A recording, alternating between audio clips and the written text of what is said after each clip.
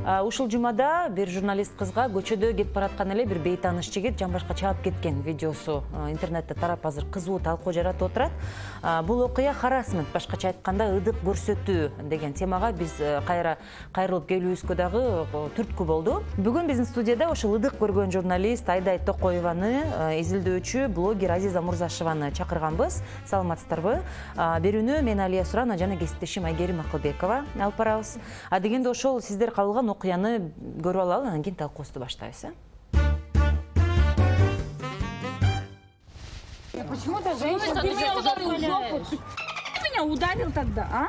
Все, девушка. Нет, в смысле, все. Почему он не остановится? Почему он имеет право трогать женщин за задницу? Ты что себе В смысле, руки убери. Ты что себе Мы не уберем. А ты какой ты нам тогда в жопу ударил? Иди сюда. Скажи мне, что себе позволяешь? Убери свои руки. Это ты какие руки свои поговоришь? Ты меня по жопу ударил. Просто поговори с нами. Снимите его на видео. То есть ты захотел Давай трогать, вот так ты снимите бьешь его на женщин видео. по жопе, да? Снимаешь? Тогда стой здесь, мы тебя будем здесь. Алло, здравствуйте. Ко мне сейчас мужчина домогался. Он меня ударил по жопе. Стой здесь. Просто скажи, почему ты решил, что ты имеешь право бить женщину по заднице? Да. Мы его держим. Захотел, ударил, да? Да. То есть ты считаешь, что ты можешь Мы его не женщину знаем, он бить мимо по жопе, когда проходил, и захочешь, он да? ударил нас по жопе. Как он здесь? Все, Айдай, Айка.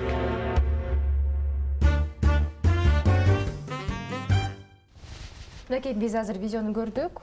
Тасмада Айдай, сиз жана ошо курбу кыздарыңыз бул окуя жөнүндө кыскача айтып өтсөңүз, качан, кайсыл жерде болгон, анан мен түшүнгөнүм арганда силер үчүн күтүүсүз болгон да, баягы мындай коопсуз баратканда эле бир бейтааныш адам ыдык көрсөтүп жатпайбы?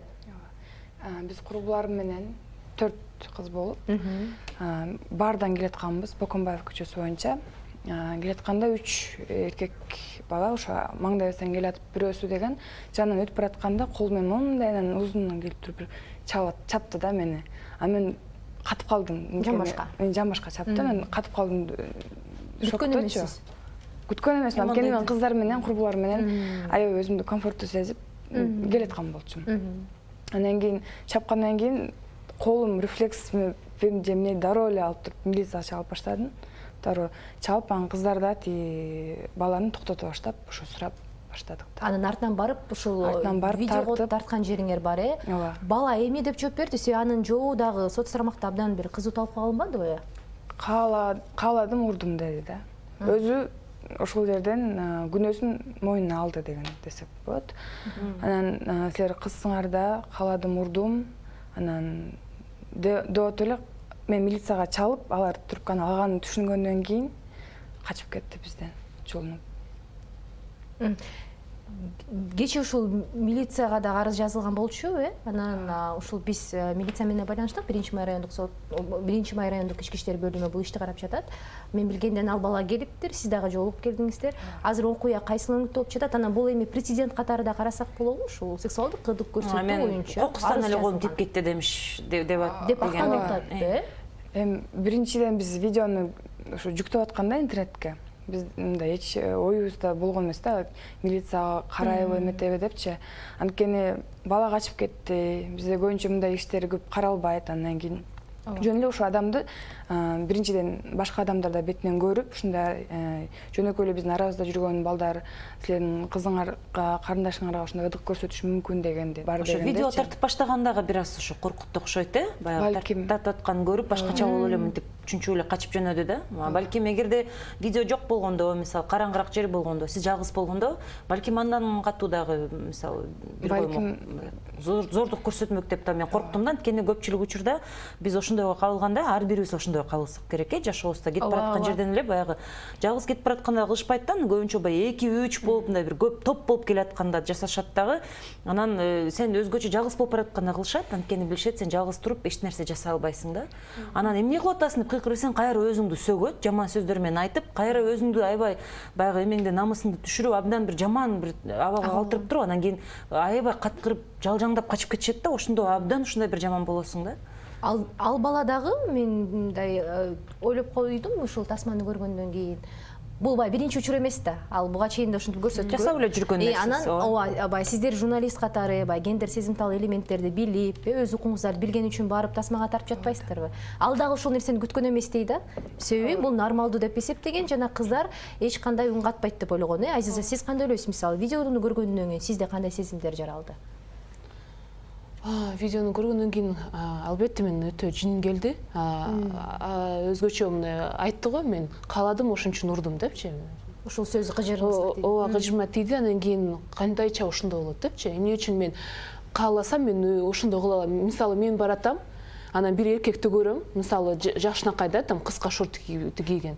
Мен соң турбайбы деп, анан кийин анда мен уруп койсом же тийишип койсом, мен кааладым да, значит эч нерсе болбойт да. Анан да эме дешет да, өзү да ошону каалап атат да. Кыска кийди да, кыска көйнөк кийип. Өзү суранып атат дешет. Ооба, биздин өлкөдө кандай? Мисалы, кыздар даже мындай, алар ушундай ыдык көрсөтүү кабыл болсо, алар дайыма мындай өзүн күнөөлүү сезет да. Эмне үчүн? Себеби коомду бардыгы айтып баштайт. Ал жалжаңдап жүрдү да, бир кеч жүрдү. Же эмне анан кийин кечинде үйдө отурбайт. Анан кийин эмне үчүн кыска кийинет, эмне үчүн кыска шортик же кыска көйнөк кийди деп.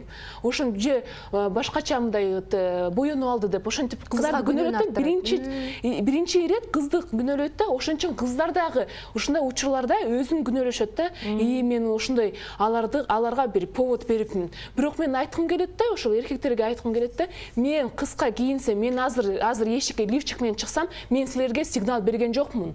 Мага келип тийишкиле, мени кармалагыла деп мен силерге сигнал берген жокмун. Мага ыңгайлуу, мен каалайм ушундай кийингенге. Мен ошентип чыктым. Мен эч качан өзүмү күнөөлүү сезбешим керек. Кандай кийингениме, кандай жүргөнүмө, кандай келбетте жүргөнүмдөчү. А бизде болсо ошондой болот да, кыздарга ошону күнөөнү асып коет, сен күнөөлүүсүң деп. Ой, өзү изилдөөлөргө таянсак дагы, мисалы баягы зордуктоого да кабылган кыздардын да көбүнчө баягы кийимин асылышат эмеспи? Бул өзү ошондой кийинген деп. Ошол башка өлкөлөрдө дагы баягы музейлерге дагы эме көргөзмө кылып кийимдерди илип чыгарып атышат го. Зордуктоого кабылган көбүнчө кыздардын бир дээрлик 90% ашууну мындай жөнөкөй эле баягындай жең узун эле футболка, рубашка, шым кийип эле кетип бараткан жеринен эле баягы ушундай нерселерге кабылат экен да. Демек, ошол так баягы изилдөөгө, фактыларга таянсак, бул адамдын кийимине деле көп мындай тиешеси жок. Айда, ушул жерден бир суроо. Сиздердин ушул видео чыккандан кийин дагы соц тармактарда сиздердин даректерге айтылгандасыңдар да? Мисалы, кандай кабыл алдыңыз? Көбүнчө Instagram тармагында бизди күнөөлөп, анда түндө эмне жүрөсүңөр, неге кыска кийип жүрөсүңөр, кыска кийип жүрсө анда өзү каалап аткан турбайбы, өзү суранып аткан турбайбы дегендерге мындай бир жагынан ушул коомдон ушундай жооп болот экенин биз билгенбиз, күткөнбүз. Ушунчалык караңгы болоорун чын айтсам күткөн эмесмин да. Анан мисалы да бир курбумдун колунда сыра болчу. Аны да эмечти, ал жөн эле көтөрүп баратканда биз тиги баардан ичпей бүтпөй эмеге чейин үйгө алып баратканбыз. Аны да канча күнөөлөштү. Бирок ушу биз төртөөбүз тең журналистпиз, төртөөбүз тең боюбуз жеткен, төртөөбүз тең билимибиз бар, иштеп уже бараткан аялдар. Биз канчалык ушундай басымга кабылдык да, ушун өзүбүз да күнөөлөп баштадык аягындачы. Бир аз уже күнөөлөгөн ойлор пайда болуп калганда, жок биз андай эмеспиз деп кайра өзүбүздү сороткон туура келди. Жок биз туура эле кылганбыз, биз эметкенбиз деп ушундай күмөн саноого чейин түрткү болду деп ойлойм. Ушул жерден Азиза, мен билем, сиз бул окуядан кийин соц тармакта баракчаңызда кыздарга суроо салып, харасмент же сексуалдык кыдык туурасында маалыматтарды чогулта баштабадыңызбы? Алардын айтпай келгени буга чейин эң негизгиси да ушул да. Алар мындай күнөөлүү болгондон коркушат, же коомдон, жакындарынан коркобу, айбыгабы? Ооба, ошо жакындардан коркушат, же өзүндө күнөөлөшөт да. Анан кийин күнөөлүү сезишет. Себеби коом ушундай бизге мындай стереотип болуп койгон да, бизге давление болот да кыздарга. Анан мен ушундай соц тармактарда, Инстаграмда жөн эле суроо бердим да, кыздар, силердин жашооңордо ушундай окуя болду беле? Бирөө тийишип же бир нерсе жумуштабы, же окуудабы, же башка жерде, же общественный бир жерде ушундай болду деп суроо бергем. Анан кийин мен мындай 20 киши жазат деп ойлогом да, себеби мен дагы мисалы Инстаграмда 1000 эле киши жазылган мага. мындай аяз эле да мындай карап көргөндөчү мен мындай 20-25 кишидей жазат деп ушинтип ойлогом да, себеби мен билем бул тема өтө мындай татаал. Анан кийин көбү коркот, көбү мындай айткысы келбейт, көбү же даже көбү буну эстегенге да кандай мындай жаман сезимдер болуп ушуну эстегиси келбейт да, эмоционалдуу жактан даяр эмес да. Даяр эмес, кайра ошону переживать эткенге. Анан кийин мен жазгам ушундай кыздар жазгыла деп, анан жазып баштады, анан тилекке каршы 70-тен ашуун кыздар мага жазды да. Мындай мен азыр караса Инстаграмда там 80ден ашуун мындай ушундай окуялар жөнүндө жазышты. Мисалы, маршруткада ушундай болгон, автобуста ушундай болгон, жумушта мага тийишкен. Анан эң мындай жаман болгону мен даже ыйладым, туугандар ушундай мамиле кылганчы. Мисалы, жакындардан көп келет. Жакындар ушундай мамиле кылган. Себеби бул өтө коркунучтуу, себеби сен жакындарыңа ишенесиң да. Сен мисалы агайың турса же там сенин атаңын там иниси турса же сенин жакының да бул, сен ага ишенесиң, сен ал ойлойсуң, ал бул жакшы киши, мага коопсуз чөйрөдө жүрөм деп ойлойсуң. Мен мага эч нерсе кылбайт деп. Даже анан кийин ошол кыздар ошондой кабыл болуп эч качан мага дагы көбү жазганда мен эч качан эч кимге айткан эмесмин буну. Мен мисалы өз үй бүлөмө же апама, атама айтканга корком депчи, айтканга корком деп. Ошондагы прям окуганда мындай анан ойлонуп калдым да, канчалык мага ушул 70 кыз жаздыбы, бирок канча кыз азыр коркуп отурушат, жазбайт, же канча кыз даже билбейт каяка жазыш керек, каяка кайрылыш керек. Масштабы, проблеманын масштабы чоң болушу мүмкүн. Бир аз ирге кетпейли ушул жерден, мен стористерди мен да акмалап калдым. Ал жерде ушу мамлекеттик кызматта иштегендерден да ыдык көргөндөр, мисалы аткаминерлер, чиновниктерден ыдык көргөндөр бар экен, туугандары же болбосо окутуучулардан. Кыскасы мындай делик ар бир кадамда кыздар бир өзүнү кооптуу учурга бир кабылдашы мүмкүн. Өткөндө да мындай болду да, Твиттерден окуп калдым, бир жигит эме сүйлөшкөн кыздан алып атыптыр. Өткөндө караңгыда кетип баратсам, артыман бир мындай бир кызыктай эркектер келаткандан кийин токтоп өткөрүп бердим дейт да. Мени тоноп кете тургансып, башкача сезим болуп, мындай өзүмдү мындай кооптуу сезип өткөрүп бердим дейт. Анан ошентсек тиги кыз айтып атпайбы? Биз баарын ошентип өткөрүп жиберебиз. Биз ар бир артыбыздан келаткан эркектен ушинтип коркобуз деп ошентсе. Эмнеге деп аябай таң калыптыр да алчы. Ошондой эле, ошондо ойлонуп көрсөк, биз мисалы өмүр бою эле ошондой бир коркунучта жашайбыз да.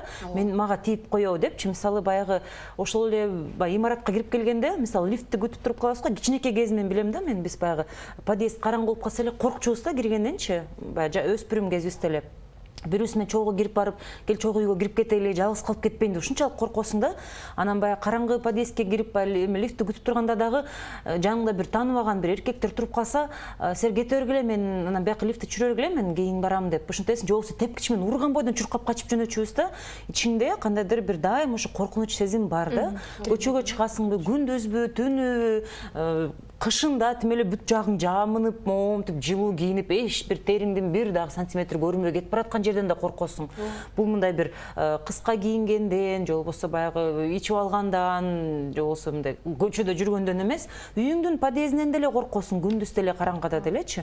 Жалгыз калып калдыңбы, болду. Жаныңда бир эркек туруп калды, болду, коркосуң да, бул азыр мени эмне кылып жиберет депчи. Бул сезим менен биз өмүр бою жашап келебиз. Анан эркектерге айтсам түшүнбөйт да, эмне коркуп бересиңдер. Биз деле коркобуз, бизде деле мисалы уруп кетиши мүмкүн, анан же тоноп кетиши мүмкүн депчи. Бул эки башка, такыр эки башка нерсе экенин түшүндүрүп бере албай койдук да. Биз уруп тоноонун үстүнө дагы бизди баягы ушундай ыдык көрсөтөт, зордуктап кетет деген андан эсе 3-4 эсе көп коркунуч менен жашайбыз да негизи. Ушул жерден харассментте биз мындай эгерде кыргызчалап жөнөкөйлөштүрүп айта турган болсок, бул сексуалдык эле эмес, мындай ыдык көрсөтүү, кодулоо, тийишүү, кемсинтүү, балким көз караш менен, сенин кыскасы сенин чек араңа мындай кайсы бир учурда мындай таасирин тийгизүү кирип ошол жерде тамашалашып деле бир нерсе айтып коет, келбетиңе асылып коет, сен көкүрөгүң анан сен жамбашыңда экен деп мындай. Алар ойлошот да, жыргайт азыр сүйүнүп калат, комплимент деп кабыл алат депчи. Ошондой жерде билбейм, ошондой же ошондой эмесми. Мен мисалы даже мен эртең менен ар бир күн мен эртең менен саат 6-да туруп, 6-да чуркайм. Мисалы 5-6 километр. Ошону чуркаганда мен мисалы эркектерди көргөндө, жумушка баратабы же окууга баратабы көргөндө алыстан көрүп эле башка жолго өткөнгө бурулуп же башка жолду тандап кетем да. Ушул харассмент негизи кыздардын көбү өздөрү түшүнөбү мисалы ушул нерсе кабылып жатканын, кандай ойлойсуз? Ошол эле мисал катары айтсам, комментарийлерде көбүнчө кыздар да бизди күнөөлөп атышкан да. Ал деген уже ички мизогиния дегенге жатат. Мизогиния деген аялдар жек көрүү, а ички дегенде уже аял өзүндөгү ичиндеги аялды жек көргөндө депчи. Ошондо аялдар башка аялдар менен ушу сиздердин программаңыздын атында эле эжесиңди катары сезип, эжесиңди катары колдоп, дайыма жардам берип, тилектештик көрсөтүп, ушундай бир сезим болуш керек да. Кайра келип туруп бетинен алып, сен күнөөлүүсүң, сен эме дегенде аябай мен үчүн кызык да. Алар эмне деп жатат? Кыздар өзүңөр ушуга мындай себеп болдуңар деп атабы? Так ушу эркектердин сөздөрүн айтышат да. Эркектер бизди күнөөлөгөндө эле так ошол сөздөрдү айтышат. Андан кийин ойлойсуң, бирок алар деле ушундай нерселерди кабылат да.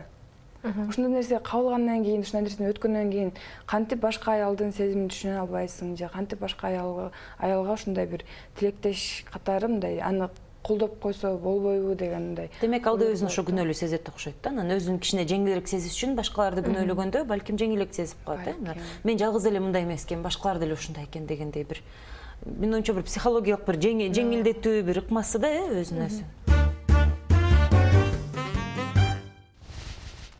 Сиздер менен Азаттык нежесиңдер берүүсү студияда бүгүн биз ошол харасмент же болбосо ырдык көрсөтүү деген теманы талкууга алып отурабыз. Бул теманы талкууга алып чыгуусунун себеби ушул жумада интернетке тараган журналист кызга болгон бейтааныш жигит көчөдө кетип баратып жан башын чаап кеткен видео болгон. Аны биз азыр көрүп талкууга алдык. Эми мындан ары дагы ошо харасменттин кандай түрлөрү бар, бизге кандай ошо өзүнүн терс таасирлерин тийгизет, Кыргызстанда бул менен кантип күрөшөбүз, ошолорду дагы талкуулай беребиз. Бүгүн ошо биз студияга ошол ырдык журналист Айдай Токоеваны, эзилдөөчү блогер Азиза Мурзашеваны чакырганбыз. Жана ошо берүүнү мен Алия Суранова жана кесиптешим Айгерим Акылбекова экөөбүз алып барабыз. Азыр ушул жерден ошо биз Бишкек шаарынын кыздардан, Бишкек шаарынын тургундарынан, айымдардан суроо салганбыз харасмент туурасында. Ошол сурамжылоону көрүп алалы. Анан маегибизди улантабыз,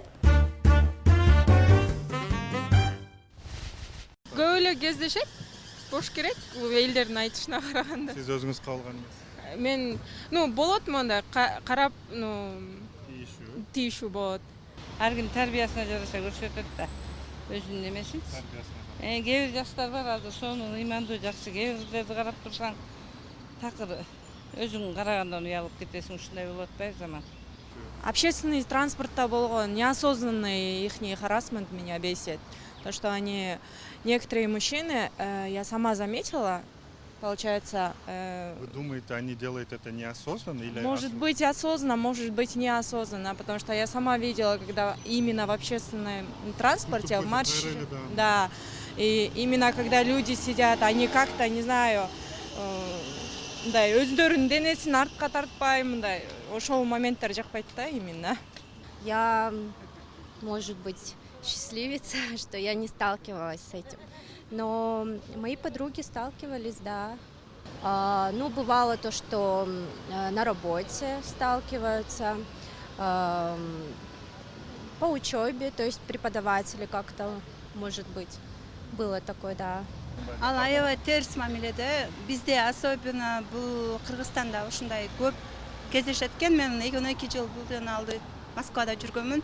Москвада карьерный рост, тепкичтен өтүш үчүн андай нерселердин кереги жок да. Именно профессионалдуу жактан сени карайт да. А бул жакта ошондой эмелер кездешет экен. Конечно, орчундуу бул маселе, а бирок өзүм тараптан андайга кабылган эмесмин. Жана бир туугандарым, тааныштарымдан да андай уккан эмесмин. Кыздардын дагы өзүнүн укугу бар да, неприкосновенность. Болбойт андай, ошондон улам чыгып атат да жанагындай. Өлтүрүп кетүү, уруп сабоо. Бар андайлар. Например, көчөдө жөн эле басып баратсаң, тишкендер көп болот да. Такое со мной тоже бывало. Но у моих знакомых побольше, которые түртүп кетет, чаап кетет, же тишип кетет атайынчы. Бывало такое, что подружкам экөөбүз кетип баратып, балга тийип, ана упала, да, вот такое тоже. И басып кетишет, да. Вот я думаю, надо насчет этого что-то предпринять. Закон киргизиш керек да. Например, башка страналарда бар го неме? Да. кызга жолобош керек да такыр, даже колуна тийип койсун, уже это статья, могут осудить. А у нас такого нету. У нас получается не то, что даже если будет, мне кажется, законы не работают. Мамлекет муну чече албайт го деп ойлойм, анткени это уже живые люди, которые хотят, выходят на митинг, хотят делать что-то другое. Из-за этого, скорее всего, это мамлекет менен чечилбейт, это элдер өздөрү. Вот вы, мужчины, должны, скорее всего, это решать. Но я не знаю, как это решить.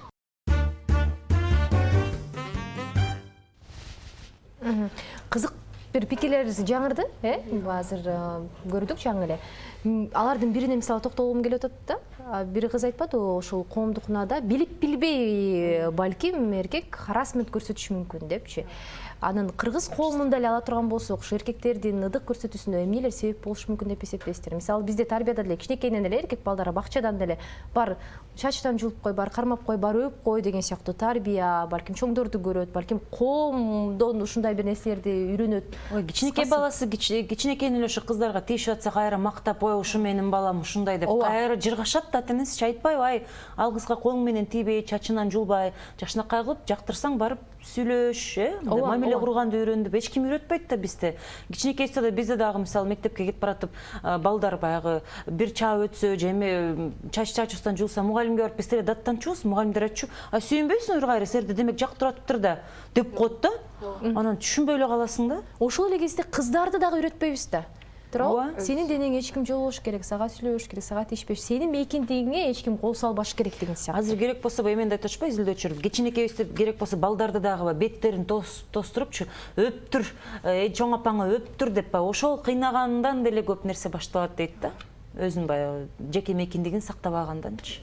Ошондо кичинекейинен эле баштап ата-энелер өздөрү баланын жеке чектерин сактабайт. Андан кийин кыздарга да чын эле ушинтип үйрөтүшпөйт. Сен бул сенин денең, эч кимге тийгизбей, сен денеңе бирөө тийип атканда кандай нерселер менен жооп бере аласың, эмне кыла аласың деген нерселерди үйрөтүшпөгөндөн кийин чоңойгондо да биз мисалы билбей каласың да, кийин шок болуп эле. Шок болуп, анан ушинтип эле достору менен сүйлөшүп, же окуганда үйрөнбөсөң эле, сага эч ким ушундай нерселерди үйрөтпөйт. Мисалы менин уулум бар. Анан кийин көп эле туугандар ал болсо бирөө ага тийгенди жаман көрөт да. Мисалы только мага жана күйөөмө барат да, кучактап же мындай өптүрөт. Потому что ал билет биз анын атасы, апасыбыз. Анан туугандар болсо аны мындай учурашканда өпкүсү келип же кучактаганда ал болсо алгарды түртүп же кыйкырса, ал болсо ай балаңарды жаман тарбиялапсыңар деп. Тарбиясы жок турбайбы?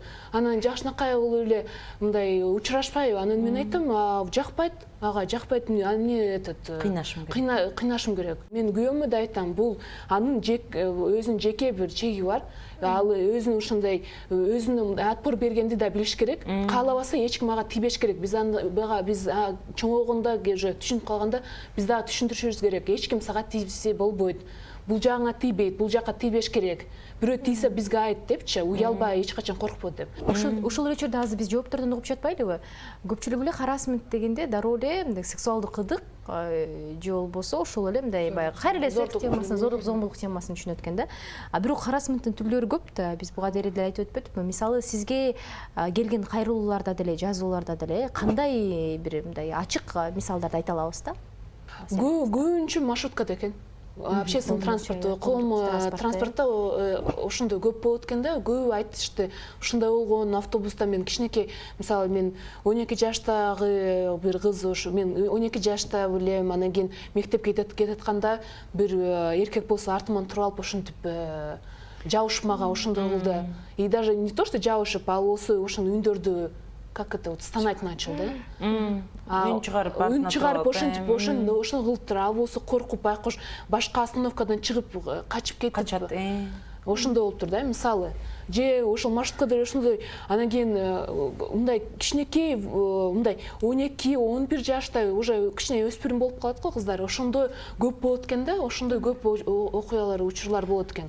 Анан ошондо коркосуң да, мисалы, анан ошол общественный транспорт экен, анан кийин көчөдө жөн эле баратканда, күндүз эле бараткам депчи. Мисалы, көп эле кыздар дагы мындай биз уже айтып кеттик го, кийим жөндөчү. Мисалы, мага 2-3 кыз жазды го, мындай мен хиджаб кийинем депчи. Мен хиджаб кийинип, маршруткада отургам.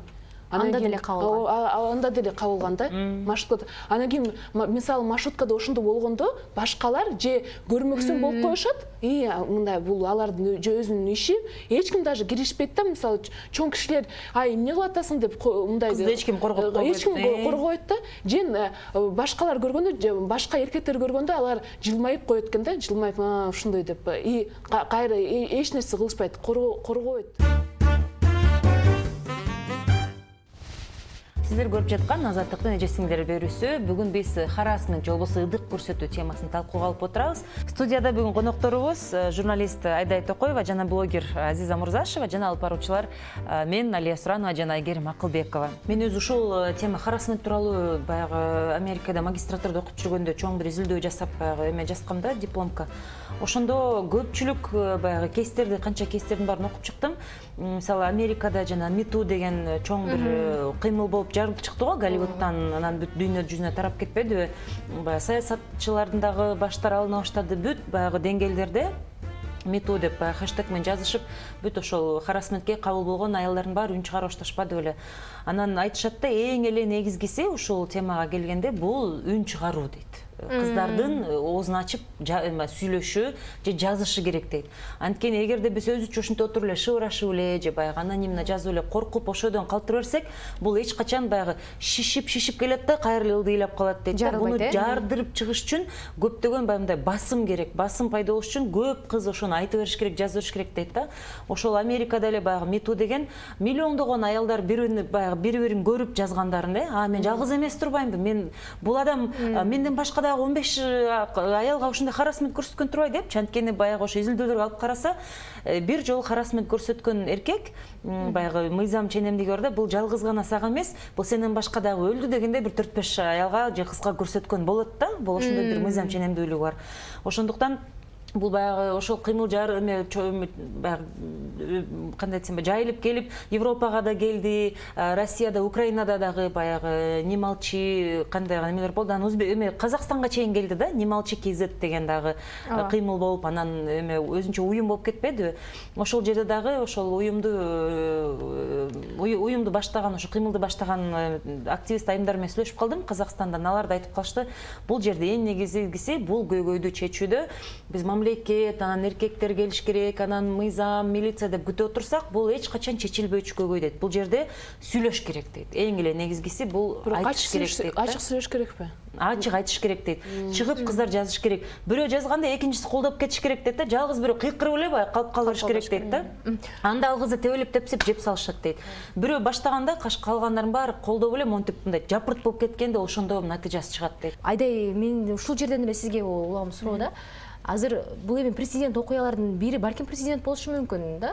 Бул сиздики азыр коомдук. Мен билем мамлекеттик кызматкерлерге буга чейин ушу харассмент боюнча мындай иш козголгон учурлар болгон. Бирок сиздики коомдук жерде ушинтип арыз жазганыңыз. Андан ары кандай талаптарды коесуз? Мүмкүн сиз эмне сунуштарды айтат элеңиз ушул маселени чечүүдө? Балким сиз өзүңүз да журналист катары эмне ойлоруңуз бар? Балким коомчулук катары биз кандай колдоо көрсөтө алабыз, эмне кылышыбыз керек? Эмнени күтөсүз? Азыр мен мисалы талабым ушу бала аягына чейин болгондой азыркы учурда иштеп аткан мыйзам менен кандай бир жазага тартылышы мүмкүн болсо ошого тартылсын деп. Анткени мисалы менден кечирип сурабадыбы, кечирип койчу, анан мен деле жок, колум жөнүнө тийип кеткен, мен мас болчумун дейт. А мен жок, сен кечирбейм десем, ой кайдагы болбогон ишке деп баягы. Демек дагы деле түшүнгөн жок. Түшүнгөн жок, ал мойнуна алган жок күнөөсүнчү. Ой кайдагы болбогон ишке ушинтесиңер депчи. Анан макул ишти аягына чейин жеткизебиз дедим. Ага мисалы азыр кайсы берене менен? Мелкое хулиганство. Ал берене боюнча экинчи даражадагы штраф төлөшү мүмкүн. Ал бир 60 миңден 80 миң сомго чейин да. Ал эмеге мамлекетке төлөнөт. Же дагы экинчи даражадагы коомдук иштерине барышы мүмкүн да. Болду. Жазасы жеңил. Жазасы жеңил, бирок президент катары эч болбосо бир жаза көрсүн деген максат. Бизде ушу харассмент боюнча баягы Эльвира Сурабалдиева, депутат айымдар, анан Кыргызстандын аял судьялары дагы ассоциациясы иликтөө жүргүзүү 2009-жылы ошол мыйзам долбоорундагы алып чыгып, жакшы эле көтөрүп, баягы демилгени көтөрүп чыгатышты эле, ошодон токтоп калдык окшойт бул мыйзам болбой калды. Азыр да учурда кылмыш процессуалдык кодекстин реформалап атышпайбы? Ошону мисалы киргизсе болот эле да, ошо ыдык көрсөтүүгө бир жаза көрүү же да ушундай нерселердичи. Бирок бир жагынан да ойлойм, мисалы ошол эле ала качуу боюнча мыйзамда иштебейт азыр. Аз аябай аз бир процент ушу ала качып кеткендердин проценти күнөөсүн мойнуна алып жаза көрүп атышат да. Ошон үчүн азыр биздин колубуздан келгенибизди деп ойлойм да, ушу чын эле аялдар баары биригип, бири-бирин колдоп, анан ар кандай ушу сиз айткандай эле үн чыгарып айтып баштап, анан кийин балким ушу бир толуш керек да булчу. Коом жактан абдан бир эме болуш керек да бул жактан. Маселени көргөзүп берип. Мыйзам боюнча айтып турган болсок, 2019-жылы бир канча талкуу болуп, ошо бир иликтөө изилдөөдө жүргөн. Анда ошол мамлекеттик кызматтарда иштеген аялдардын ар бир 4-чү аял ошо харассментке кабалдар аныкталганда, мен да кечээ ушул иликтеп көрдүм депутаттардын, ошол учурда мыйзам демилген депутаттар менен байланышып көрсөм, алар өз ара ушул жогорку кеңеште ич арада мындай бири-бири менен колдобогондор болгонун, патриархалдык бир көз караштагы депутаттар мунун кереги жок, мунун кесепети начар деп айтканын айтып жатышат. Анан кыскасы ошону менен 2 жылдан бери талкууга алынып келип, көтөрүлбөй калганы, токтоп калганы да айтылды да. Ушундай болгондо, ой, кыздар өзү да ушундай бизде биз байкушундай эле жүрөбүз, кыздар болсо кыска кийинип алып, анан мен эмне кылышым керек эле деп да. Мисалы, алар өзүн акташат да. Биздин эркектер өзүнчө эле намаз окушат, ыймандуу, көзүн деп башташат. Мындай өзүнчө эле мындай аппакай, жакшынакай да. Биз эле ошол байкуш эркектерди биз эле бузатабыз да. Биз аларды зордуктап атабыз, биз аларды сабаттап атабыз. Ошо неправильный сигналдарды берип, мындай чакырып кел, мени чалып кет, келчи депчи. Өздөрүн кармана албайт да. Алар байкуштар өзүн кармана албайт да. Эрки жок. Мен айткым келет да, эркектерге, силердин эрекцияңар, силердин жоопкерчилигиңер да. Ошону түшүнүп алгылачы. Бул силердин маселеңер, бул силердин кээ ойлоруңар. Биз ага күнөөлүү эмеспиз, биз жоопкерчиликтүү эмеспиз. Ошону түшүнүп алгылачы биринчиденчи. Эркектер биздикилер аны түшүнбөйт. Яны эч качан бул маселени өздөрү чечишпейт. Ошон үчүн биздин баардыгын өз жасашыбыз керек. Биз кыздар бири-бирибизди колдошубуз керек. Сиз айтканда биз айтыш керек. Ушул проблеманы ачык айтып жазышыбыз керек, коркпошубуз керек да. Аны айткым келет да, кыздар силер өзүңөр эч качан коркпогула. Дайыма айткыла. Обязательно сөзсүз түрдө бир колдоо табасыңар. Сөзсүз түрдө жаныңарда курбуңар же кесиптештериңер бирөөлөр бар, алар да ошондой болгон. Укук коргоочулар бар, уюмдар бар. Интернеттен деле издесе таба алат. Ошон үчүн коркпогула деп айтам да. Үн катпай коюу бул кайра эле жазасыздыкка алып келет. Туурабы? Кайра эле ошол гана эмес, сенден кийинки келаткан өсүп келаткан кыздарга дагы ошол зыянын тийгизет. Башканыкка дагы ошондой бир мамиле, зомбулук көрсөтүшү мүмкүн. Коомдо канчаган көп кишилер мындай түшүнсө, ушундай маселе бар деп түшүнсө, ошончо жакшы да. Мисалы, даже менин жакындарым, анан мындай курбуларым да көбү билбейт экен да. Мисалы, анан менин стористеримди окуп, таң калышып, анан кийин шок болушуп, ушу бизде ушундайбы, ушу кыздар ушинтип коркуп жашашабы, анан ушундай да болобу деп ошону түшүнүп калышты да. Анан мисалы дагы менин бир таанышым бар эле, ал дайыма мынтип айтат эле, мен феминист эмесмин депчи. Вообще феминизм бул вообще мындай жоктук, жөн эле жүрөсүңөр, машка эмне чыгасыңар, ал эмне деген мындай көрүнүш эмне кыласыңар антип чыгып депчи, ошентип айткан. Анан кийин ошол менин стористердин баардык окуяларды окуп чыгып, мага жазыптыр да, мен эми түшүндүм депчи. Эмне үчүн бизде ушундай турбайбы, бизде ушундай коомдо ушундай коркунучтуу турбайбы? Анын да кызы бар кичинекей. Мен азыр кызым үчүн да коркуп атам депчи. Анан мен айттым, ошон үчүн феминизм керек. Ошон үчүн бул марштар керек. Биз ошентип чыгып, дайыма айтып турушубуз керек. Биз коомго билдирип турушубуз керек. Ушундай учурлар болот, ушундай окуялар болот. Ушундай ар бир кыз ошону кооптуу бир учурда азыр да.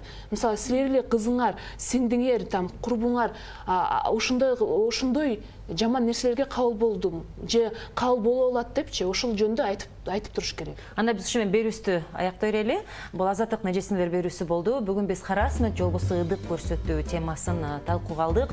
Студияда бүгүн конокторубуз журналист Айдай Токоева жана блогер Азиза Мурзашева болду. Берүүнү мен Алия Суранова жана кесиптешим Айгерим Акылбек экөөбүз алып бардык. Бүгүн келип маек коюп бергениңиздер үчүн чоң рахмат. Сиздер менен болсо эмки берүүдө көрүшкүнчө саламатта болуңуздар.